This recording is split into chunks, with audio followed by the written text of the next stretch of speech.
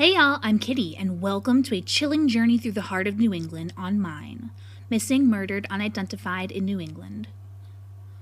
Join me as we delve deep into the enigmatic cases that have haunted the corners of Connecticut, Maine, Massachusetts, New Hampshire, Rhode Island, and Vermont. Buckle up, because in each episode, we'll time travel through the decade from January 1st, 2010 to December 31st, 2020. Some stories will keep you on the edge of your seat for longer, while others will offer quick, tantalizing glimpses into these mysterious tales.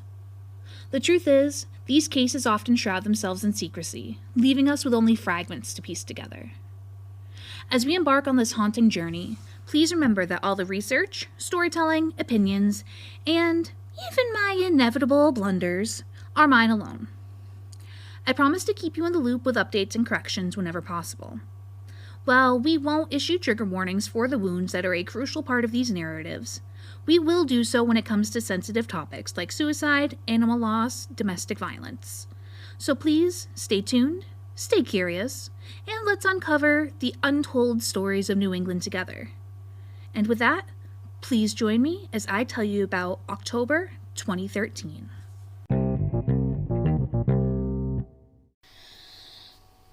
October 2nd, 2013. Dominga Carvalho had her 3 sons snatched away from her through gun violence over the years. Gun violence is no joke, and for an innocent person to be the target is wrong. Leroy Carvalho was one of the nicest and most down-to-earth people you could ever meet. You never heard his name with thugs or creeps. Leroy was the son of Dominga and Louis Carvalho. Leroy wanted to move up in his career and raise his family. Leroy was working at the Fairmont Copley Plaza Boston Hotel and was working 80 hours per week looking for another job for his son. Just going to work and going home, causing trouble for nobody and providing for his family. Leroy was gunned down, celebrating his birthday. On October 2nd, 2013, the last words exchanged by mom and son were, "Happy birthday." Leading up to the night of his birthday, Leroy requested the 2 days surrounding his birthday off, and it was all he talked about for the month leading up to the event. At 10:15 p.m., at Albion and Clifton in Dorchester, Mass., Leroy and several others were standing in front of his girlfriend's parents' house drinking Remy Martin Champagne to celebrate his birthday, when a black Chrysler Sebring with 2 occupants and a white Ford SUV with 2 occupants with tinted windows were spotted, as well as a black male in his early 20s, now early 30s. That man was caught fleeing the scene on foot, wearing a dark hoodie and gray sweatpants. 6 shots were fired in total, according to one witness, with at least one of those shots striking Leroy in the head. I looked up, and blood was gushing from his head like water, said Leroy Teixeira. Everyone ducked for cover, and therefore nobody saw the clear identity of the people responsible. 1 round of gunfire went 3 blocks before being stopped by a structure on West Cottage Street. Leroy is not the first of his family members taken by gun violence. Leroy is predeceased by his 2 brothers, Louis, who was slain in 2000, and Christopher, who was shot, paralyzed for 4.5 years, and eventually succumbed to his wounds in 2003. All 3 brothers were taken by mysterious assailants. Leroy's aunt, Ijara Mendez, is a peace activist whose 2 sons, Leroy's cousins, were also murdered by unknown persons. One cousin, Bobby, was stabbed to death in 1995, and his other cousin, Alex, was taken by gunfire in 2006 near where Bobby was killed. There was a 5:30 p.m. walk for peace days later, and a charity walk held for Leroy that began at the B2 section of the Boston Police Department and went to the Boston Police Headquarters. Unlike many of these cases, police are forthcoming, as in, They know the identity of the killer, and so does Marcelina, Leroy's sister, who runs into the alleged killer in the community frequently. Leroy is buried in Cape Verde, where his mom and his siblings came from for a better life, only to find heartache and misery. Leroy is interred at New Calvary Cemetery. Police think that there was some talk in the Cape Verdean community before the shooting occurred and after the shooting occurred, and that several people could hold valuable information. Please call 1-617-343-9018, 1-617-343-9014, or email bpd@pd.boston.gov with any information. October 5th, 2013. Hakeem Ox Powell was born on June 15th, 1980, and was a graduate of the High School of Science and Technology. Hakeem was into martial arts, basketball, and music. Hakeem was predeceased by his mother Catherine and his aunt Linda. Hakeem himself left behind his father Edward, sister Fakisha, fiancée Kiana, and 2 children, Acacia and Nylasia, as well as a bunch of nieces and nephews. I'm not going to mince any words right now.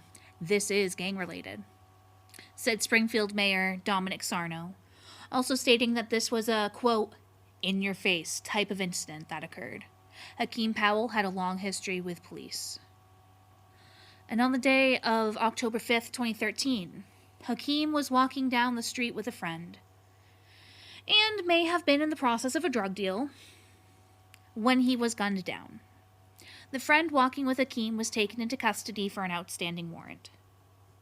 The case of who shot Hakeem went cold for about 2 years, before police leveled that Jean Carlos Mercado was responsible for Hakeem's murder. The police shot spotter reported between 7 to 8 gunshots in the general area that day, and witnesses claimed that Jean walked off the porch at 79 Quincy Street at 7th Street in Springfield, Massachusetts at about 2 p.m. and fatally shot Hakeem in the forehead and thigh over a dispute between the 2 men stemming from days before, when Hakeem beat the snot out of Jean. Hakeem had been bigger, stronger, and faster than Jean. Hakeem's family put Jean on blast and claimed that he was the one to murder Hakeem. And to top it off, Jean's baby mama, as she was referred to in the sources I found, bought Jean a one-way ticket to Alaska. Jean left for Alaska and came back, acting like nothing ever happened. Hakeem's murder prompted an increase in police presence in the high-crime stretch of Union Street between Hancock and Oak Street. Jean went to trial for murder, carrying a firearm without a license, and illegal possession of ammo and discharging a firearm within 500 feet of a building. The defense maintained that neither witness was credible and said that the jury shouldn't believe that they witnessed the shooting in the way they claimed. People were around during the time of the shooting, but, like in most cases that I cover, they didn't come forward.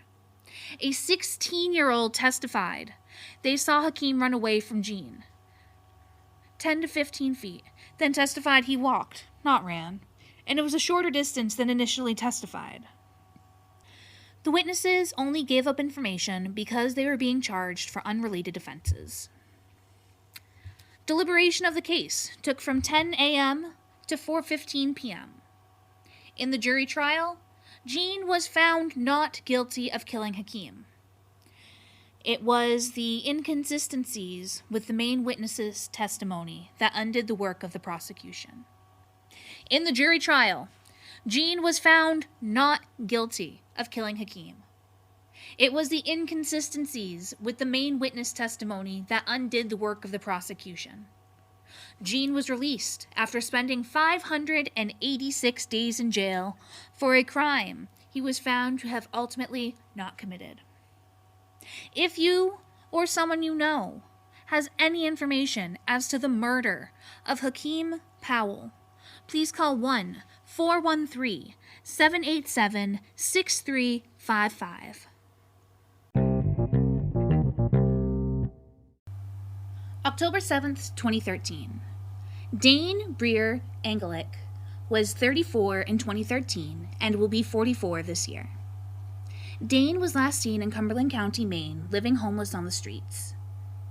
Dane is a 5'11" white male with short, dark brown hair when last seen and brown eyes. Dane has a curved scar on his left wrist and no known tattoos. Dane was last seen at about 3:30 p.m. near the Preble Street Resource Center, located at 5 Portland Street in Portland, Maine. Dane also goes by the alias Lauren Reardon Breer.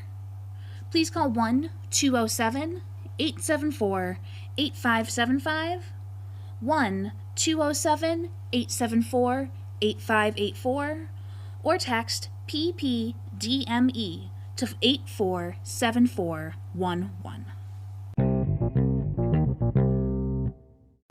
October 17th, 2013. There are discrepancies with everything about this case, including who the victim is. In researching, I found this name Carlos Beltri, aged 24, killed on October 17th, 2013, on Humboldt Ave near Seaver Street at 9:26 p.m. I also found resources saying the victim's name was Jose Lopez. Regardless of who they were shot in the back by a coward with a gun, and police don't know who killed them.